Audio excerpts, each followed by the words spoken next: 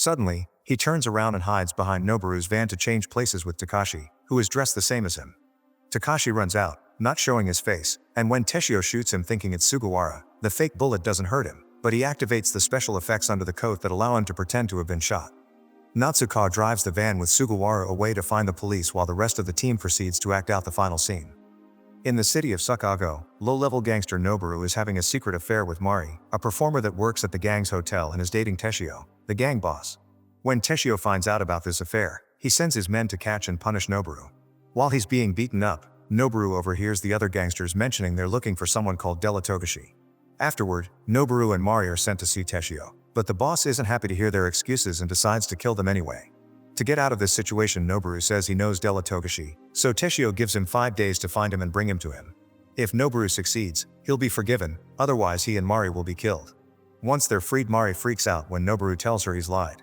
Della isn't just some famous person, he's the best sniper in the business and nobody knows his real identity or what he looks like. Noboru takes Mari to the hotel so she can stay there while he makes a plan with employees Natsuka and Takashi, who also work for the gang. Teshio has given Noboru a picture of a group of people that supposedly includes Della, but the faces are very blurry and they only have the background as a clue. It seems the picture has been taken on the same block the hotel is in, thus the three of them spend a few days checking out all the buildings in the area to see if they can find Della. Many days pass and Noboru is getting desperate, but he gets an idea when Natsuka mentions she feels like she's in the plot of a movie. Instead of finding the actual Della, Noboru will hire an actor to pretend to be Della and tell him the meeting with Teshio is part of a movie. Meanwhile, actor Murata is trying his best to become famous. His agent Kenjiro gets him as many jobs as he can because he believes in him, but the truth is, Murata isn't a very good actor. All the roles he gets are for body doubles or incredibly minor parts. One afternoon after work, Noboru approaches Murata while pretending to be a director looking for the protagonist of his movie. Unfortunately, because he chooses to monologue for the non-existent camera, it gives time for Teshio to press the alarm button. Later, Murata has a bad day at the studio because nobody is taking him seriously. Feeling humiliated, he leaves the building without finishing his take and goes to the nostalgic theater to see his favorite movie, an old black and white flick with his favorite actor Makoto Takase. Watching Makoto reminds Murata how badly he wants to be a protagonist in an action movie, so next time Noboru tries to talk to him, Murata accepts the deal. Noboru takes Murata to the gang's hotel so he can stay there, and on the way, he says hello to a random crew that is recording a commercial on the street, pretending they work with him. Kenjiro stays supportive of Murata's decision, but he's still suspicious and he demands to at least see a camera. Noboru panics, not knowing what to do, but Takashi has his back. He pretends to be with the gas company, checking on a gas leak, to send the commercial crew away from the street for a few moments and use the chance to steal one of their cameras. To make the lie more convincing, Noboru gets Mari's help so she can play the supposed heroine of the film and record a scene of her meeting Murata. They're both very awkward stiff actors, but at least this is the final proof Kenjiro needs to confirm this is real. Afterward, Murata tries to spend time with Mari, trying to give her acting tips, and she hates it but puts up with him for the sake of the plan. On the day of the meeting with Teshio, Noboru tells Murata and Kenjiro they'll be filming with a long lens from a window across the street so actors can forget about the camera for realism's sake. He also tells them he has a role in the film as Della's minder, that way he can be in the meeting too in case anything goes wrong. When they arrive at Teshio's office, Noboru and Murata are patted down before they're allowed inside. Murata immediately gets in character in an exaggerated way and licks the knife on Teshio's desk. This leaves a strong impression on everyone, and Noboru is forgiven for the affair as promised. Teshio explains he wanted to meet Della because there was a murder attempt a month ago and they found out their rivals, the Ebra gang, had hired Della to do it. Murata pretends he doesn't know what they're talking about, and when they don't believe him, Murata shows he still had a gun hidden in his sock and gets it out to take Teshio hostage. Nobody in the room notices it's a rubber gun, so they drop their weapons, and Murata takes the chance to escape by jumping through the window. He doesn't get hurt though, because Kenjiro is waiting outside with a small trampoline. Unfortunately, Teshio calls Murata back into the office while leaving Noboru outside. This time they take the gun from his sock and Teshio is impressed by Murata's courage with a mere rubber gun, inspiring him to try to make Murata work for them. Murata turns him down, explaining he can't betray a client, which means the gang will have to kill him. Noboru, who has been listening from behind the door, suddenly bursts in and takes Murata away for a short talk. He explains that if Murata refuses the offer, the movie ends, so Murata goes back in and accepts the job. After Murata and Noboru return to the hotel, Teshio calls Jun, the leader of their rival gang, to tell him he's hired Della for his team. Jun's confused because Della is right there having dinner with him, and they come to the conclusion someone is impersonating him. In the evening, Noboru is shocked to receive a call from the hotel receptionist Ranko saying one of Teshio's henchmen took Murata with him without warning. This henchman turns out to be Hiromi, who wants to put Murata to the test to be sure they can trust him. Tonight, they're selling a high-tech weapon from the Hong Kong mafia to some guerrillas from Southeast Asia. Murata is given the suitcase with the weapon, which is quite heavy, so when Hiromi isn't looking, Murata takes the weapon out because he thinks he doesn't need heavy props to act out the weight. Hiromi has a hidden man in the shadows that will shoot Murata if he fails, but as soon as Murata comes out of the car, he guesses that's the area where the camera is, and Hiromi's impressed by how this man guessed his secret plan.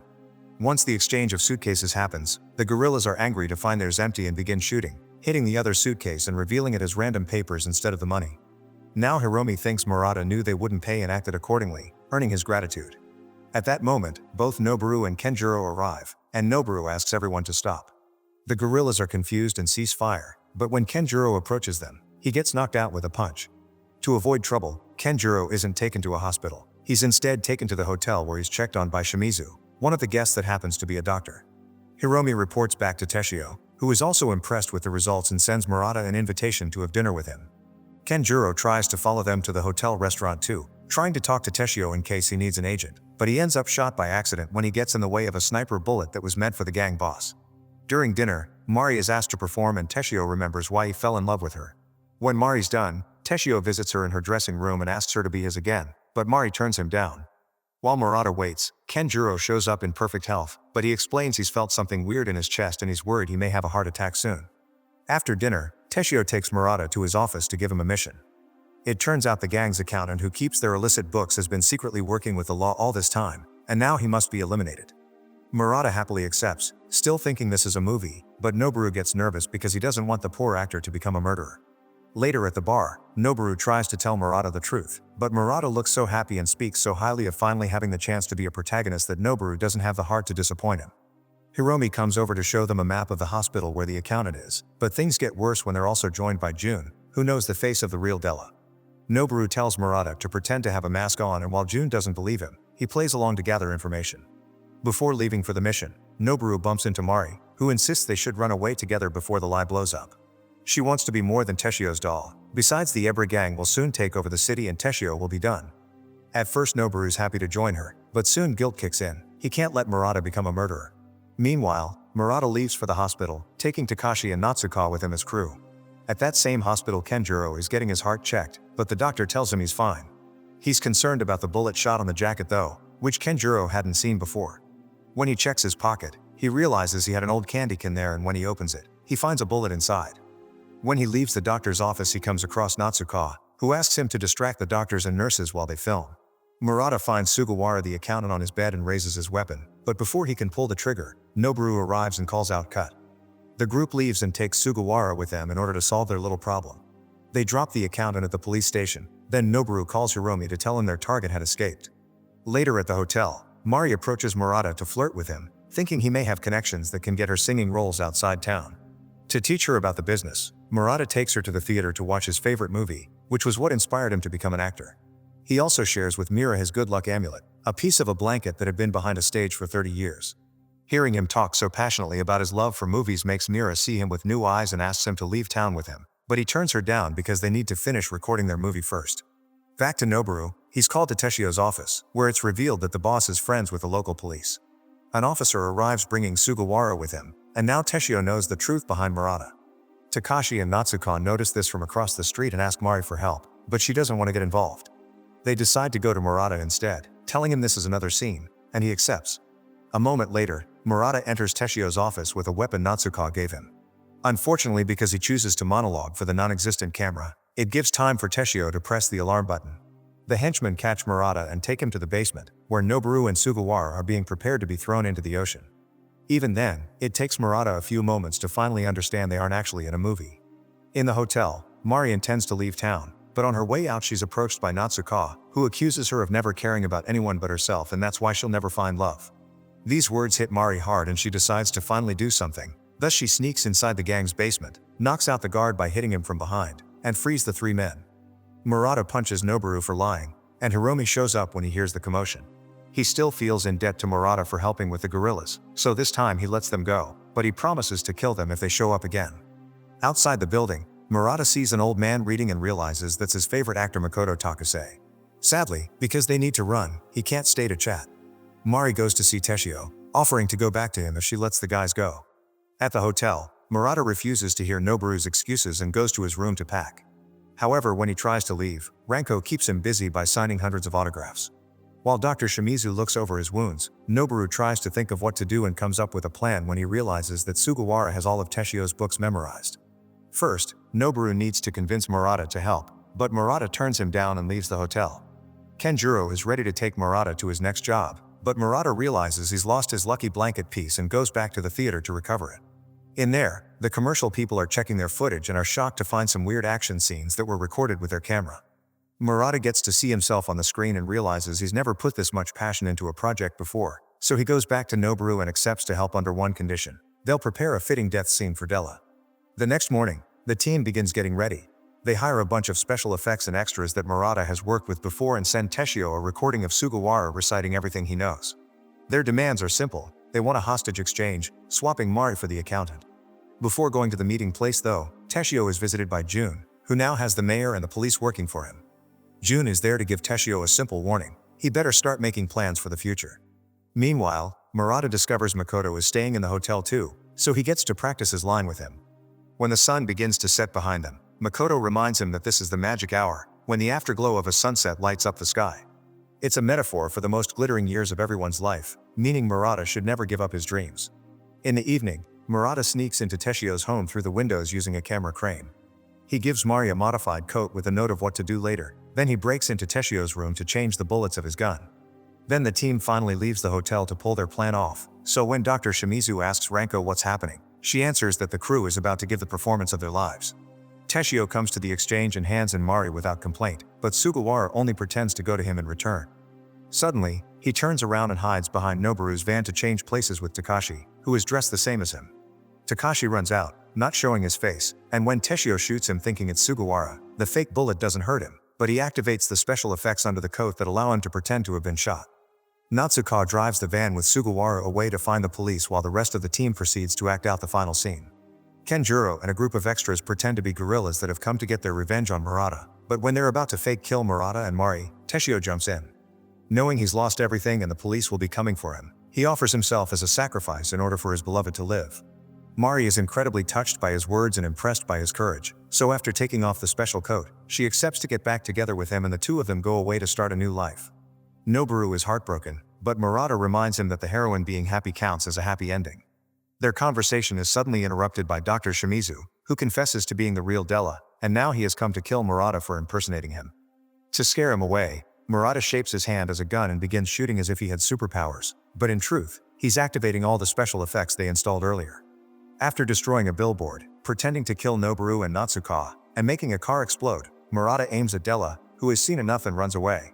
Now every loose thread has been solved, the crew wraps up for the night and leaves to celebrate at the bar. Since the beginning of the tough love rehabilitation movements in the 70s, there have been over 200 facilities all over the world housing thousands of children. They are under no governmental regulation and there have been over 40 reported deaths in these camps, not to mention the hundreds of young lives ruined.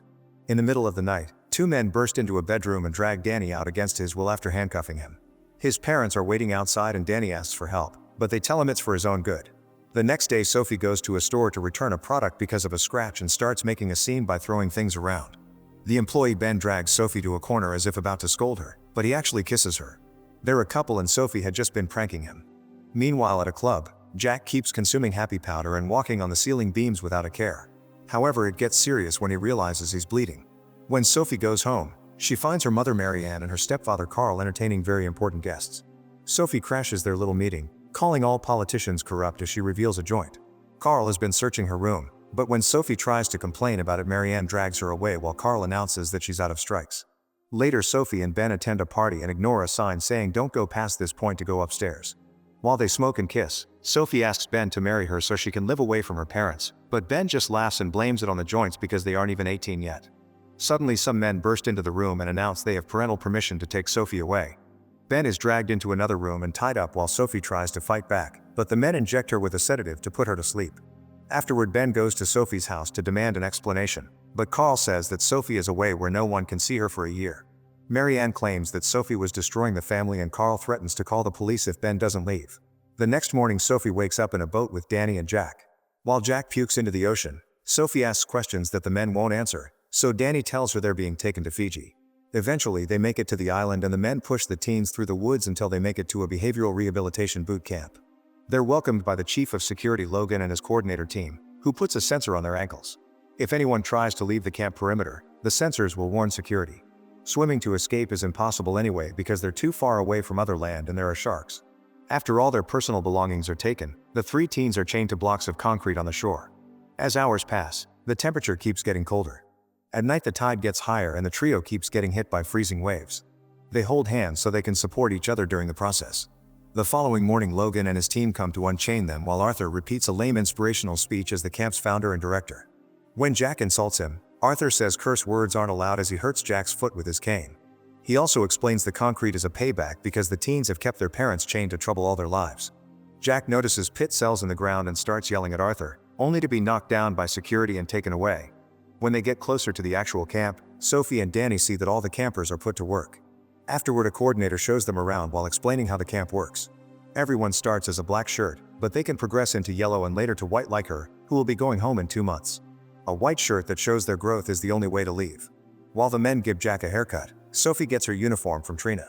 Next, Arthur's sister Rhonda gives Sophie a very invasive body cavity search in case she's hiding any substances. In the meantime, Ben meets with Marianne, who asks Ben to stop calling her house. She swears that she's doing this for Sophie's own good, but Ben can tell she's hesitant and explains that since her father's death, Sophie thinks her mother doesn't care. Feeling guilty, Marianne tells him Sophie is at the Serenity Boot Camp in the South Pacific. As days pass, Ben researches the camp while Sophie gets used to the new routine. She has to study and work all day long, gets lousy meals, and at night she has cold showers with bugs running by her feet. The white shirts don't work, they just get better meals and watch over the other teens to make sure they don't steal anything. When a teen misbehaves, they're put in the pit cells in the ground. One day, all the campers sit in a circle inside a tent. Trina is put in the middle with a small microphone on her shirt. Arthur tells everyone to clap in support, then asks Trina why she's here. When she says she doesn't know, a few teens are chosen to surround her and start pushing around while saying all the things she did, like buying happy substances and getting it on with too many guys. Everyone insults Trina with very nasty words until she finally snaps, admitting she had been tired of her parents forcing their religious rules on her. To get back at them, she made a bet with her friends to see who could get the most guys. In one night she got busy with 8, always wishing one would actually see her since her parents don't. Then Trina falls to her knees, crying as she apologizes. The other teenagers surround her and tell her they love her, but Sophie isn't buying it. Later that night, she hears Trina pray. Early in the morning, Arthur takes them to the beach to meditate and says more motivational words as if that place was actually a mental paradise. Meanwhile, Ben buys some things from a dealer. At home, he stops doing his chores and uses a syringe where his mother can see him. A few days later, the camp is having chicken for dinner, which is very rare. Trina steals a piece and runs outside to eat it in secret, but Logan catches her red-handed.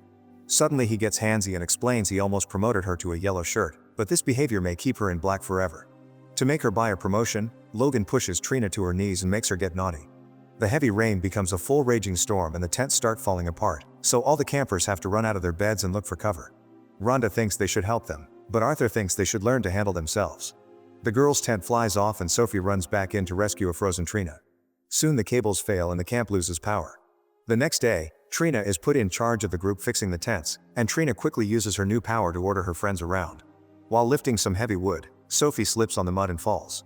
She feels tired and wants to rest, but Trina keeps yelling at her to get to work. Since Sophie won't obey, Trina gives the other girls permission to grab Sophie by the hair and throw her in the mud, where they kick her and call her a liar. Arthur thinks this is kids reacting to the proper incentive. Later, Arthur has a private talk with Sophie, trying to look nice by offering cookies and milk. He keeps trying to make Sophie snap by poking at her relationship with her parents, but Sophie doesn't fall for it and throws the cookie away. Meanwhile, Ben also arrives at the camp. After a medical examination, he's taken to the boys' tent and Jack starts insulting him, but the group is called to dinner before the situation can escalate. During dinner, Ben sits in front of Sophie, who can't believe what she's seeing. She immediately walks off the table and Ben follows her. While pretending to do the dishes, Ben explains he got in trouble on purpose to be sent here. His injections only had saline water and he even got a guy to point a gun at him to make his parents believe it. Ben promises they'll escape and steals a fork from the kitchen. The next day, Logan takes all the boys for a run around the island, and when they make it to the shore, he makes them swim. The waves are strong and Danny can't swim well, so he barely survives the experience. Later, after meditation, Arthur announces that Trina gets her yellow shirt. Afterward, Ben hides in the bathroom and starts messing with the sensor using the fork, but unfortunately a coordinator pounds on the door and tells him to get going. It's been a month since Sophie's arrival and tonight it's her turn to be in the center of the circle. Since she refuses to talk, 4 teens are quickly called to the middle and they throw Sophie around while insulting her and calling her a liar. This makes her remember how her parents also threw her around after she crashed the party. Eventually Sophie falls to the floor and the abuse finally makes her crack.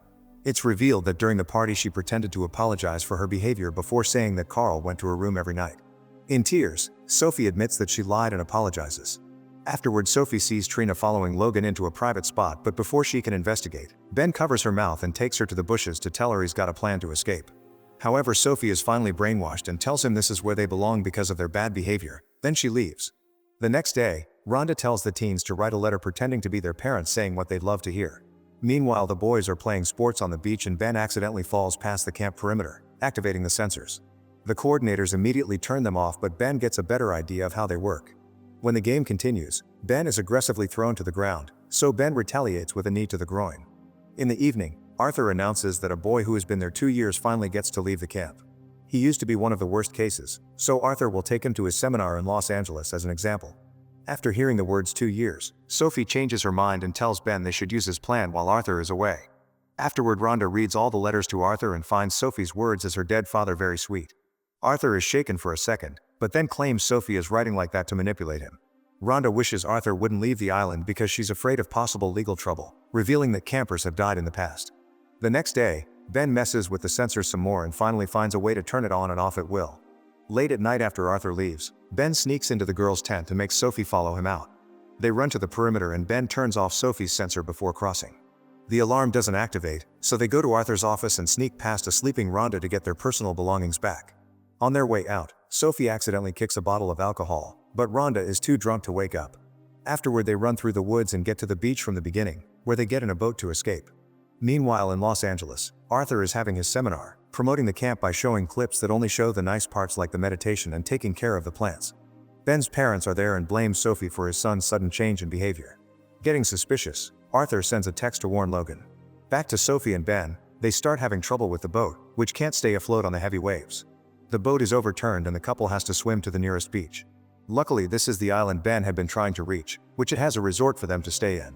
Ben had already sent an envelope in advance with money and documents for their plan. For the next few hours, the couple enjoys their freedom and gets dirty together. Unfortunately, their happiness is interrupted by Logan and his men, who punch Ben before dragging him and Sophie back into their boat. When they return to the camp, both teens are put in the pit cells while Arthur tells the group nobody will have breakfast or time off for 3 months because they must learn how one person's actions can affect the lives of others. Afterward, it's Danny's turn in the circle, but he never breaks and refuses to take responsibility for his parents' paranoia. The others start beating him up with canes, yet he still doesn't break. He only explains he made a joke about murders on the internet and his parents believed it.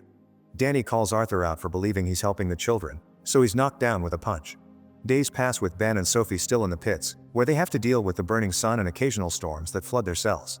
After 2 weeks, they're finally released. In private, Arthur claims that Ben ruined Sophie's rehabilitation, so he'll be kicked out in 3 days.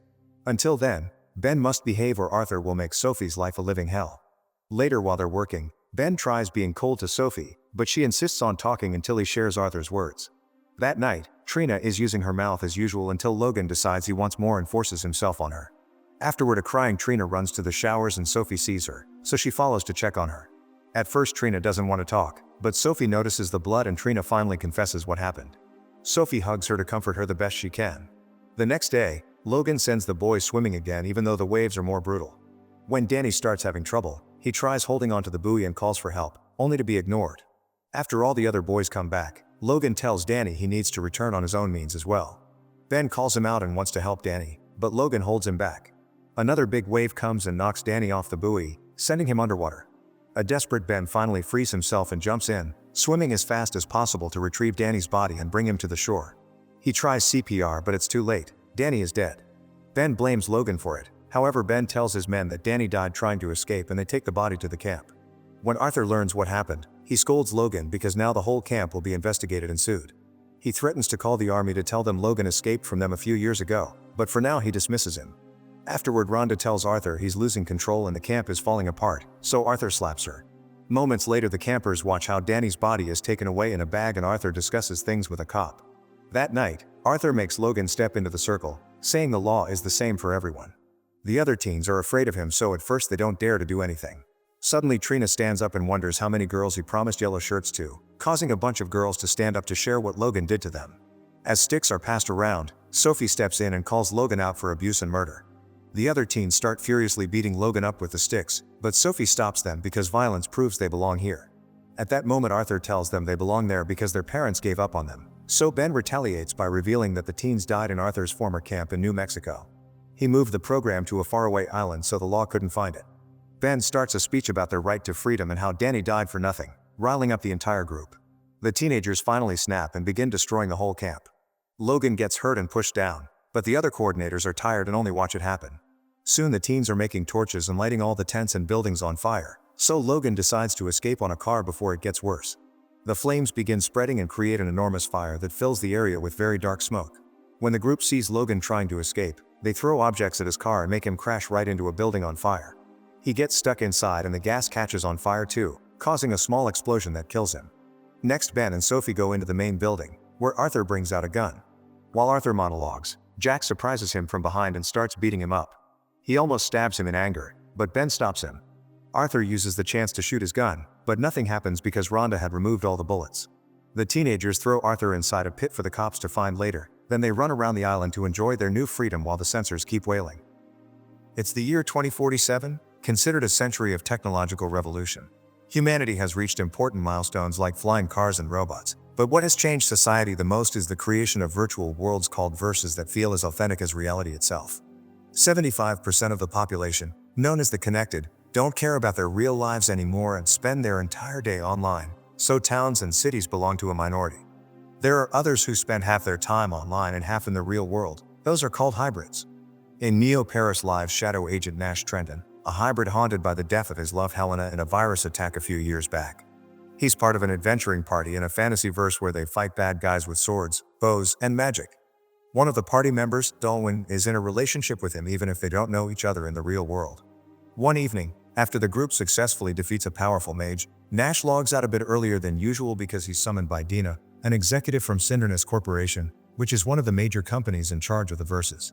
148 players have been killed in a computer virus attack perpetrated by an insurgent group called Necromancers, so Dina wants Nash to find out the identities of those insurgents.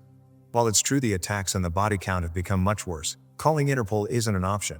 Their systems get hacked all the time, and if they got involved, Cinderness wouldn't be able to target the Necromancers directly. Nash visits the location behind the IP address that released the virus. It's easy for him to break in because the streets are empty thanks to everyone being inside playing their games. It's an old abandoned building and Nash finds nothing inside but trash, until he hears a noise. With his gun at the ready, he follows the sound he heard and is suddenly jumped on by a big bald man, and the two of them begin a fistfight. After many punches, kicks, and throws against the wall, the man overpowers Nash and, after dropping him on the floor, steals his ID before leaving. Nash's next destination is in a dubious neighborhood with actual people on the streets offering a variety of shady services. There, Nash visits his friend and former brother-in-law Morel, who happens to be an expert hacker. After Morel stitches him up, Nash asks him to hack into Interpol's systems and get him the security camera records from the building he just visited so he can identify the guy that beat him up. Morel accepts in exchange for illegal hardware that Nash can obtain from his clients.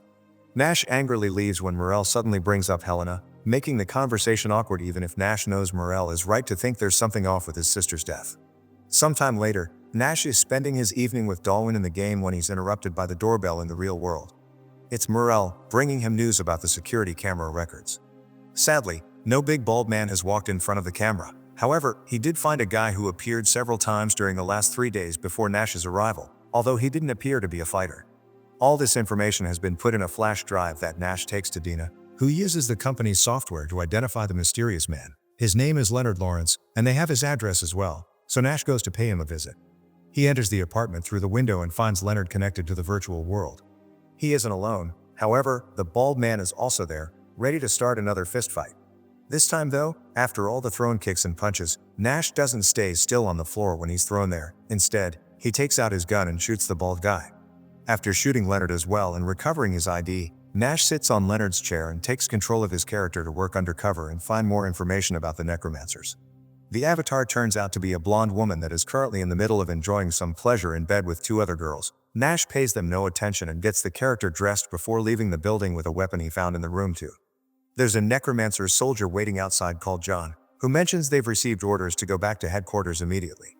The game they're in is a shooter, so John and Nash enter the war area and decide to take advantage of the two factions fighting a giant robot called Cerberus because it means they won't pay much attention to them. While crossing an abandoned building, John's binoculars stop working, which is proof of a scrambler machine and therefore an ambush as well. There's no other path they can take though. They need to go as deep as possible into the PvP zone because it's harder for players to survive there and safer for them since they won't run into an agent randomly, so they keep going and meet the ambush with open fire. By making a swift job of covering each other and shooting with outstanding aim, the pair manages to take down all the regular soldiers. But there's one final enemy left, the boss, who is now appearing at the end of the hallway and blocking the way. It's a tall man holding an extra-large machine gun and wearing armor, making him difficult to kill, but John has a plan. He throws a flash grenade to distract him while Nash walks behind a wall and approaches him from behind, gaining the opportunity to shoot him directly in the head. After stealing his ammunition, John and Nash run away and manage to reach the Necromancer's headquarters without any more trouble. Waiting there for them is the person in charge of the whole operation, Camille, who asks a subordinate to bring over a beacon before asking them for any news. They know a mysterious man working solo has visited their buildings, and now they're being chased by Interpol as well. Camille admits they need to change tactics. Currently, they're trying to scare gamers off so they leave their verses, but the media is covering up the deaths and everyone believes them to be an urban legend. He doesn't reveal what his new plan is though, because at that moment, the subordinate brings over the requested beacon, which prevents Nash from disconnecting. The soldiers grab Nash's avatar and reveal they've known it's not Leonard in there all along because he didn't make the rallying sign when he came in. Camille punches him, but he knows negative feelings are decreased online, so he sends his men to log out outside the room and find Nash's body in the real world. While Camille explains how much interest politicians and companies have in keeping society in a vegetative state, Nash takes the chance to headbutt one of the soldiers and activate the grenade on the belt of the other soldier, which causes an explosion that destroys the beacon. He wakes up in the real world just in time to shoot the real John and his partner as they enter the apartment. Nash visits Morel again to ask him about devices that prevent people from logging out, but Morel doesn't think that can be done, so instead, Nash gives him the in-game coordinates of the Necromancer's headquarters and asks Morel for the records detailing every person that has logged in or out in that area. Their investigation is interrupted when 3 men from Interpol arrive, so Nash hides while the guy in charge, Stilson, interrogates his friend. At first, Morel doesn't want to talk, but after he gets punched by one of the agents, he starts to confess. He never mentions Nash's name though. He just admits having hacked the Interpol database and selling the information to one of the minor gaming companies. He also works on testing security systems for the bigger corporations. Seeing as he didn't find anything important on the camera recordings, the 3 men leave after Stilson informs him they'll be requiring his services in the future in exchange for not arresting him over his illegal hardware. Nash also leaves after Morel promises to look into those coordinates he gave him. Thinking the Necromancers still don't know his identity, Nash returns to his apartment and goes online to have another adventure with his party and enjoy some sweet moments with Dalwin. But once again, he's interrupted by a request from Dina to see him. She informs him Interpol has been to the company building because they know of the deaths, and in return, Nash tells her what he's found out thanks to Morel snooping. The attacks have been launched only against the 3 biggest versus companies, but other than that, the trail has seemed to go cold. It's been impossible to track down the Necromancers because there are no connections or disconnections in the system. They always leave a few subordinates online so that they can protect the area from other players and log in or out elsewhere. Dina still wants him to solve this as quickly as possible because she doesn't want to have Interpol around. They may be allies, but they aren't friends. This means the Versus companies pay the government their taxes, and that money is used to pay the Connected's universal income, who in return pay for the game. For the government, paying for a Connected's little necessities is much cheaper than maintaining a person living a full life, and the Connected don't usually live longer than 40 years anyway. After asking Morel to hack into the Interpol database to learn what they know about the attacks, Nash goes back to his apartment, where he's ambushed by the Necromancers. He meets the real Camille, who is actually a woman that tells him he shouldn't work for Synonus Corporation because they've lied about Helena's death. It wasn't a Necromancer attack that killed her, it was a virus that Synonus created and then the Necromancers merely adapted for their cause later. Helena was actually close to the Necromancers, even if she didn't always approve of their methods, she was still part of them and that made her a target for Synonus. Because he's always thought there was something wrong with Helena's death, Nash believes Camille's story and accepts to help them, telling them all he knows and preparing a plan to take care of Interpol. Stilson and his agents follow one of the Necromancer's men, and Nash helps him lose them by guiding him through the sewers. He takes him back to Camille, who asks him to share with him any information he may learn from his hacker friend in the future. When visiting Morel, Nash admits feeling used by both Cernunnos and the necromancers, and Morel points out none of this will bring Helena back before informing him the Interpol will be soon meeting with a mole they have among Camille's group. Nash goes to the meeting point only to be captured by Interpol, who made up a story about a mole to trick him into coming and ambush him.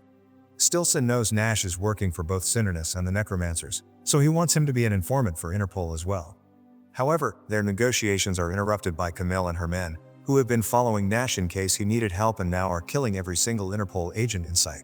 Now that he's off the radar again, Nash wants to hear about the new plan, and Camille accepts to fill him in after returning to his place. The necromancer's goal is to free all the connected. To achieve it, they're going to use a virus one of their men has created which has the power to shut down every console until the verses themselves disappear. This will force people offline and make them go outside again. There's only one issue: in order to be able to replicate and spread, the virus needs to be launched from within the matrix of one of the main verses. This is where Nash comes in. He could easily take the virus into Cernunnos' main offices and keep it there while the hackers do their thing. Camille promises the virus attacks progressively, and by the time it's out there, he won't even be in the building anymore and they wouldn't be able to track it back to him, so he accepts. Since there are a few hours left before they start the mission, Nash gets online and meets with Dalwin, who is a connected and doesn't want to put labels on their relationship, which gives Nash a lot to think about. Moments later, he visits Dina at the Cernunnos building, and while talking to her, he secretly activates the device with the virus. The necromancer's hackers immediately start working on spreading their attack while Nash returns home and gets online again for one last adventure with his party, but they're interrupted by incoming messages from Morel that reveal the hackers' plans and call for everyone in Neo Paris to stop them. A furious mob of connected people that were forced out of the game against their will reach the necromancer's location and kill every single one of them before they can destroy all the verses. Sometime after the incident was over, Nash is once again summoned by Dina, who suspects he was the one that brought the virus inside her office but won't get him arrested because thanks to this they were able to crush the necromancers. However, she does sever all the ties between Cernunnos and Nash on account of his betrayal. She also tells him Camille lied to him. The virus that killed Helena was the necromancer's improved version, and she had only become close to the group because she was working for Cernunnos as an informant. Not knowing who to believe and to escape these painful thoughts, Nash goes online permanently and becomes another connected, deciding to live the rest of his life with Dalwin and their party. Thanks to the money he's earned, he can add features and comforts to his online avatar to make him enjoy the experience even more fully, and since his brain can't distinguish between real and virtual, the online life is as good as real.